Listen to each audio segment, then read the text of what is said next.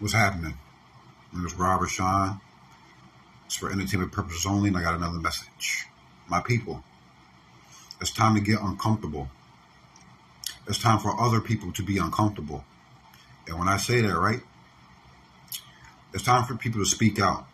You know, we shouldn't be quiet for anything. We should be speaking up. We should be speaking out.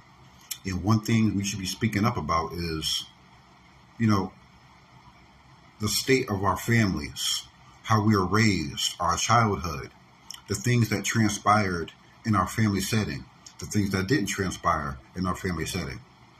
We need to talk about all that because that's where the majority of the darkness and the unhealthy behavior and habits manifested in the childhood, in the family setting.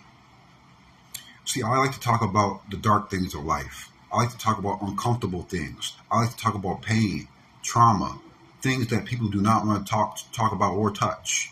But I do, because I've been through all that. I want to talk about sexual abuse in the family. I want to talk about aunts, uncles, fathers, mothers, sexually molesting and abusing children and members of the family. I want to talk about incest in the family that shouldn't be going on. I want to talk about child abuse. I want to talk about trafficking.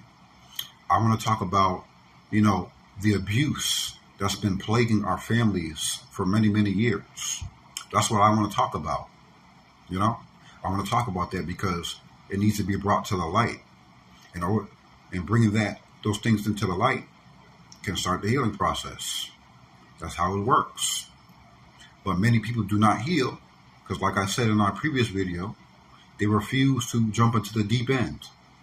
They're scared of the dark. They're scared of the darkness. They're scared to speak up. Well, I'm not. I'm speaking up about everything. I'm speaking up about trauma, pain, what I've been through in my family, illegal adoptions. I'm speaking about everything. Everything. I will not be stopped.